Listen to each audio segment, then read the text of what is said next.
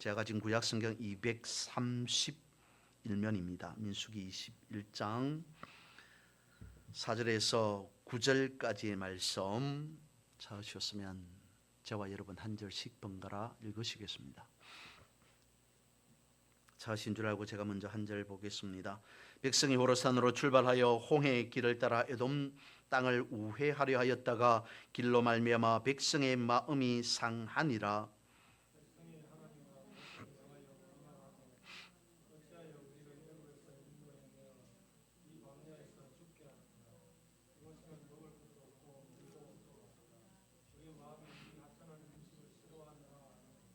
여호와께서 불뱀들을 백성 중에 보내어 백성을 물게 하심으로 이스라엘 백성 중에 죽은 자가 많은지라.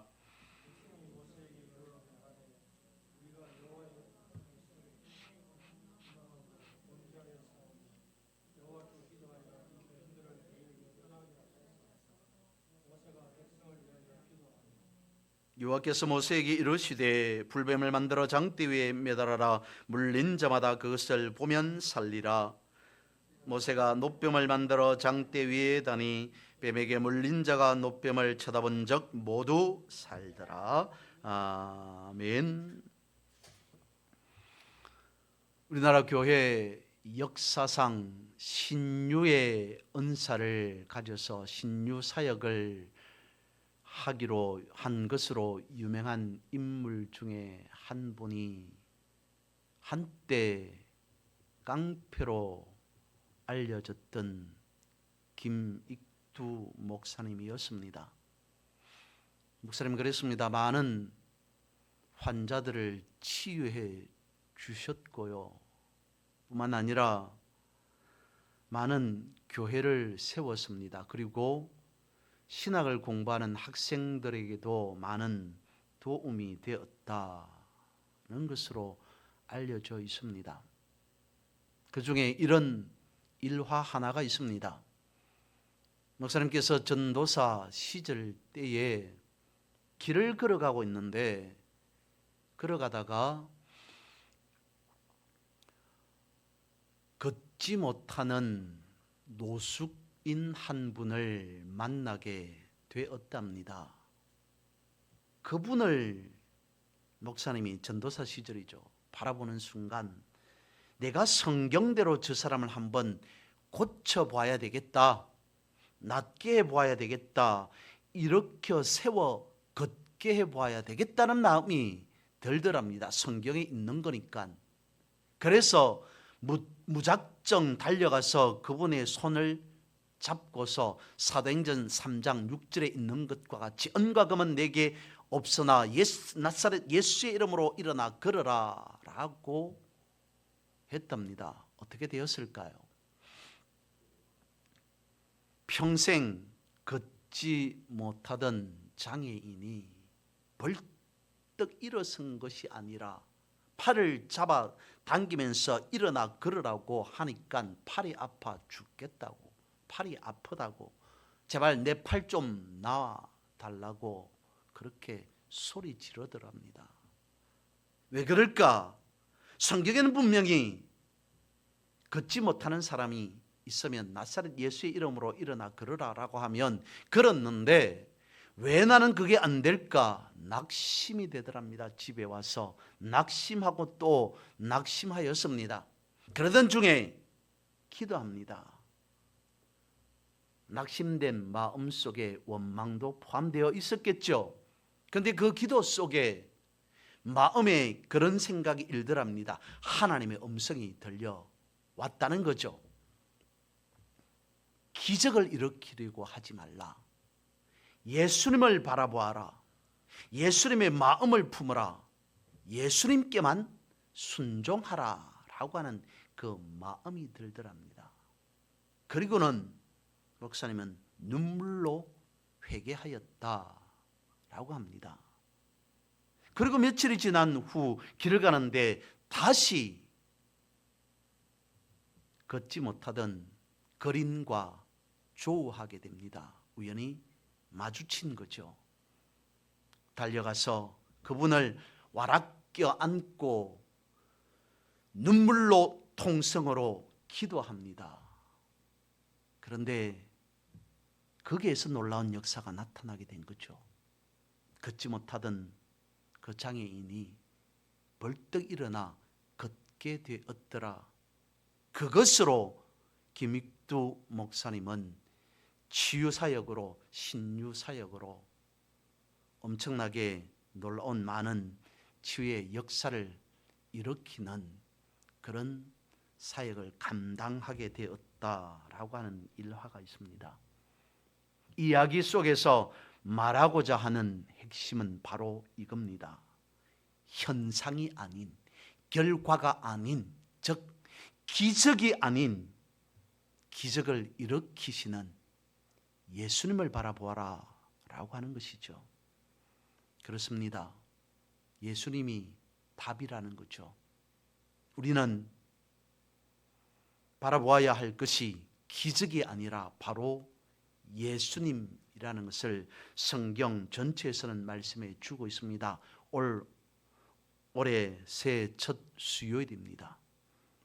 우리에게 주시는 말씀의 핵심은 기적을 바라보려고 하는 것이 아닌 예수님을 바라보라라고 하는 그 말씀입니다. 이것이 바로 올해의 교회의 목표입니다. 모든 인생의 권은 되시는 주님, 그 예수님을 바라보는 것. 그러면 예수님께서 기적이든 역사든 무엇이든지 다 일으켜서 우리에게 응답해 주신다. 우리를 그런 기적의 현장을 목도하게 하신다. 기적의 현장 속에 있게 하신다라고 말씀하고 있다는 것입니다. 오늘 본문의 말씀으로 한번 돌아가서 말씀을 살펴봅니다. 민수기 21장은 바로 그 유명한 놋뱀 사건을 기록하고 있죠. 저 4절 말씀을 제가 이렇게 다시 읽어봅니다. 백성이 호르산에서 출발해 홍해길을 따라 에돔 땅을 돌아가게 되었다. 길이 험하니 백성의 마음이 상했다. 5절 말씀에 보면 이스라엘 백성이 하나님과 그리고 모세를 원망하는 이야기가 나옵니다. 어찌하여 우리를 애굽에서 인도해내어 광야에서 죽게 하는가? 이곳에는 먹을 것도 없고 물도 없다. 우리 마음이 이 하찮은 음식을 싫어한다. 무엇인가 문제가 발생했습니다. 그 문제로 인해 이스라엘 백성들이 어수선해지기 시작합니다. 원망하고 불평합니다. 결국 오늘 본문의 마지막 구절에서는 이런 결과까지, 이런 역사까지 나타남을 성경은 말해주고 있습니다. 모세가 놋뱀을 만들어 장대 위에 달았다. 뱀에 물린 자가 놋뱀을 쳐다보면 살았다라고 말씀하고 있습니다. 이스라엘 백성들 사이에는 무언가 모르는 문제가 생겼지만 그 문제를 하나님께서 해결해 주시고 하나님께서 놀라운 치유의 역사, 회복의 역사를 오늘 본문은 말씀해 주고 있습니다. 우리가 아는 바와 같이 놋뱀은 다름 아닌 우리 죄를 위해 십자가에 달리신 예수 그리스도를 예표하고 있다, 상징하고 있다라고 말하고 있습니다. 그랬을까요? 예수님께서도 요한복음 3장 14절에서 이와 같이 말씀하십니다. 모세가 광야에서 뱀을 든 것 같이 인자도 들려야 하리니 라고 말씀을 하셨습니다. 여러분, 독사에 물린 광야에 있는 이스라엘 백성들 여러 가지로 그때 저들은 살궁리를 하게 됩니다. 하지만 뱀에 물린 사람들마다 한둘씩 죽어가기 시작합니다. 두려움이, 공포가 저들을 누르고 있었겠죠. 모세를 찾아옵니다. 기도를 부탁합니다. 모세가 백성들을 위해서 하나님 앞에 기도합니다. 여러분, 이스라엘 백성들이 독사에 물린 이유가 무엇이겠습니까? 다름 아닌 원망과 불평 때문이었습니다. 에돔 땅을 통과하지 못하고 우회하여 돌아가야 하니 길이 험해서 마음이 상합니다. 먹을 것이 없습니다. 마실 물도 부족합니다. 그래서 또 불평합니다. 이래도 원망, 저래도 원망, 이래도 불평, 저래도 불평, 원망, 불평뿐이었습니다. 하나님께서 불뱀을 풀어놓으셨습니다. 저들은 뱀에게 물렸습니다. 아니, 저들은 죄에 물려버린 겁니다. 그들은 죄의 저주에 걸려버렸습니다. 그것은 다름 아닌 원망과 불평이었고요, 욕심과 탐심이었습니다. 죄라는 것이 다른 것이 아니라 바로 그런 것이었습니다. 물론 이해는 할 수 있습니다. 충분히 이해갑니다. 광야에서 길이 험하니 이스라엘 백성들은 지쳤겠죠. 몸과 마음이 지치고 쇠약해지니까 부정적인 생각이 들지 않았겠습니까? 그런데 그 부정적인 생각을 저들은 말과 행동으로 표시를 해버립니다. 부정적인 생각이 이제 한두 사람에서 그치는 것이 아니라 겉으로 나타나고 드러나니까 이스라엘 온 백성들에게 번지기 시작합니다. 퍼지게 되었습니다. 사람들은 원망과 불평을 바라보게 되었습니다. 마음에 품게 되었습니다. 여기서도 저기서도 원망과 불평이 터져 나오기 시작합니다. 하지만 하나님은 그러지 않았습니다. 놋뱀을 바라보아라. 그러면 살리라 말씀하십니다. 베드로가 오순절 성령 체험을 하고 난 뒤에 그는 마음 먹습니다. 이제 이후로 나는 나의 주장과 나의 계획대로 내 뜻대로 살아가지 아니하리라 다짐하기 시작합니다. 오직 예수님께서 인도하는 대로 살아가리라 라고 다짐하였습니다. 그래서 베드로의 하루의 시작은 이랬습니다. 오늘 나를 통해서 주님께서 원하시는 것은 무엇일까? 이것만 생각하고 살아가자. 나를 통해서 주님 역사할 것이 무엇인가? 나를 통해서 주님 기대하시는 것은 무엇인가? 나를 통해서 주님 하시고자 하는 일은 무엇인가? 이런 것만 생각하고 살아가자 라고 하루를 그렇게 다짐하면서 살아가던 어느 날 숭전을 향해 나아갑니다. 그날도 마찬가지였습니다. 베드로는 마음 먹었습니다. 주님, 오늘은 무엇 하기를 원하십니까? 주님, 오늘 저는 주님을 대신해서 무엇 해야 합니까? 라고 하는 생각을 가지면서 성전을 향해 나아갑니다. 그러다가 성전 미문에 나면서부터 걷지 못하는 장애인 한 분을 만나게 됩니다. 그날 베드로는 그 사람에게 예수님의 놀라운 계획을 알게 되었습니다. 예수님께서 이 장애인을, 이 사람을 낫게 하려 하신다, 일으켜 세우려고 하신다라고 하는 것을 깨달았습니다. 그에게 다가갔습니다. 그리고 베드로는 말합니다. 내게 있는 것으로 내게 주노니 나사렛 예수의 이름으로 일어나라. 베드로는 예수님의 이름으로 일어나라고 한 것이 어떤 주문을 건 것이 아니었습니다. 예수님께서 당신을 일으키시기를 원하신다라고 하는 말을 그분에게 들려주었습니다. 전달해 주었을 뿐이었습니다.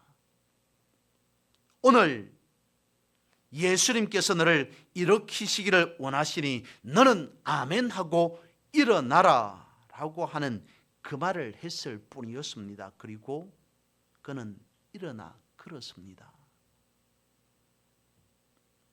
이것이 무엇입니까? 기적이 그를 구한 것이 아니라는 거죠. 기적은 단지 복음을 들을 수 있는 귀가 열리게 한 수단이라는 겁니다. 이것이 이날 베드로를 통한 예수님의 뜻과 계획이었다는 거죠. 앞으로 2024년도에도 우리에게 이러한 기적이라 할 만한 일이 많이 일어날 줄로 믿습니다. 하나님께서 이미 그와 같은 역사를 행하기 시작하셨기 때문입니다. 그러나 우리는 기적이 일어날 때마다 기적이 아니라 더욱 예수님을 바라보아야 합니다. 예수님을 바라보게 하는 것이 기적을 일으키시는 하나님의 뜻이기 때문인 거죠.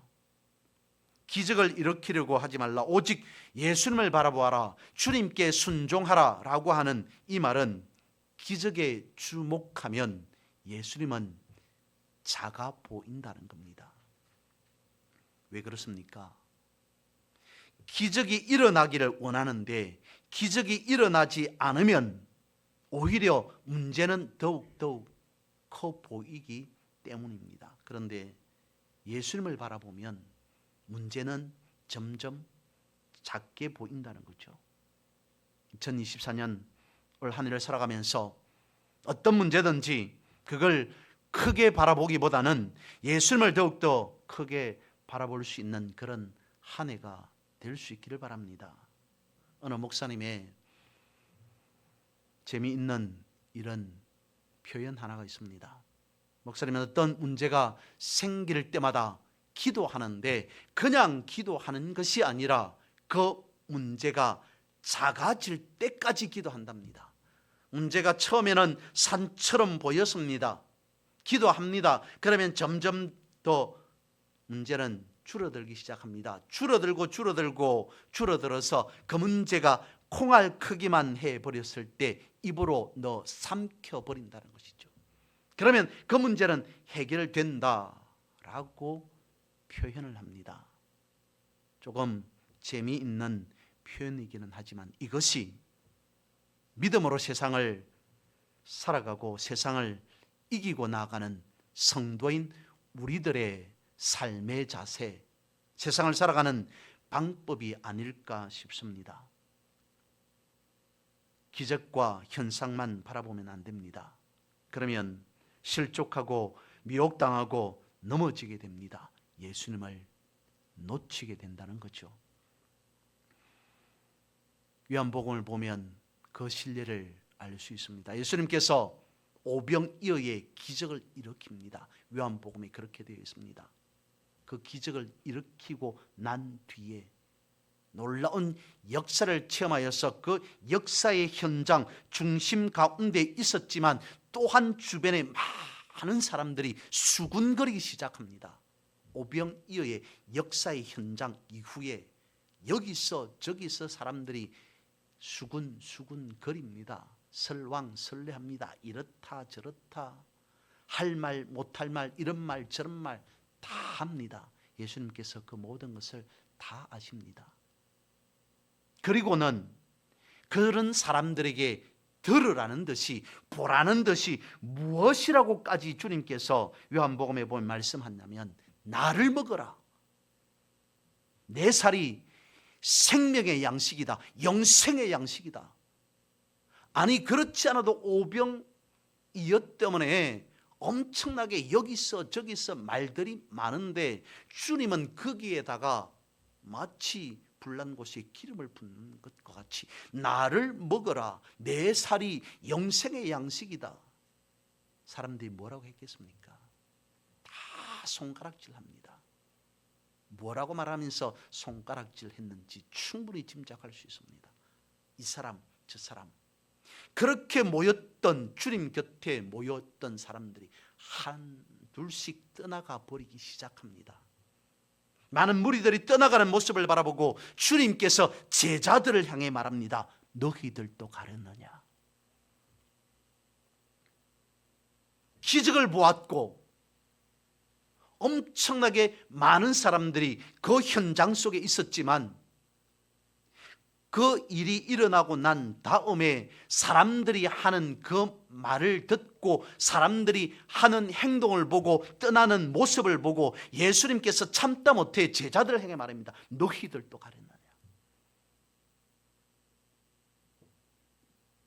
예수님을 바라보면 예수님의 역사의 현장 속에 자연스레 우리는 거하게 되는 것입니다. 그 역사의 현장의 삶을 살아가는 것이지만 기적을 바라보고 기적을 바라면서 주님을 따라가다 보면 나중에는 실족하게 되더라는 거죠. 바라봄의 원칙, 바라봄의 법칙이라는 말들을 사람들은 합니다. 그런데 그 바라봄의 원칙, 바라봄의 법칙이라는 것을 사람들은 조금 이기적으로 사용하는 경향이 있자. 그것이 맞다 안 맞다를 떠나서 성도인 우리들이 살아가는 삶 속에 바라봄의 원칙이라는 것이 맞다면 우리는 주님을 바라봐야 됩니다. 그런데 사람들은 그러지 않더라는 거죠. 번영을 바라봅니다. 물질을 바라봅니다. 그러면서 하는 말이 이것이 하나님의 뜻이다라고까지 말합니다. 내가 물질적으로 번영하고 세상적으로 번영하는 것이 하나님의 뜻이니까 나는 높은 자리에 올라가야 된다. 그것이 하나님의 뜻이다 라고 말하더라는 거죠. 여러분, 바라보되 우리는 무엇을 바라봐야 합니까? 예수 그리스도를 바라봐야 됩니다.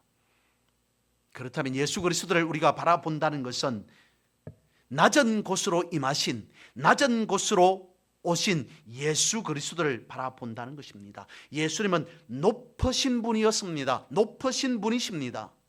높은 곳에 계셔야 할 분이 낮은 곳으로 오셨습니다. 이것을 두고 표현상 역설이라고 말할 수 있지 않겠습니까? 그런데 되돌아보면 이것은 위대한 명제가 아닐까? 높은 곳에 계셔야 할 분이 가장 낮은 곳으로 오셨다. 가장 위대한 역설이지 않겠습니까? 이 위대한 역설은 눈에 보이는 세상을, 세속을 바라보는 것이 아닙니다. 세상은 그렇게 바라보도록 어쩌면 강요하고 있습니다. 열심히 살아야만이 그나마 성공할 수 있다. 여유 있는 삶을 살아갈 수 있다라고 강요하고 있습니다만은 성경은 예수님을 바라보라, 낮은 곳을 바라보라. 그래야만이 진실한 삶의 소망을 찾을 수 있다, 얻을 수 있다라고 말씀하고 있습니다. 그래서 우리는 올 한 해 다른 어떤 것보다도 주님을 바라볼 수 있기를 바랍니다. 주님을 바라볼 때 놀라운 구원의 능력이 있고 참된 소망이 있고 예수님을 바라보아야만이 우리가 비로소 살 수 있기 때문입니다. 그래서 2024년 한 해 예수로 승리하고 회복하고 형통하는 그런 놀라운 삶을 살아가는 우리 모두 여러분 되시기를 주님의 이름으로 선포하고 축복합니다.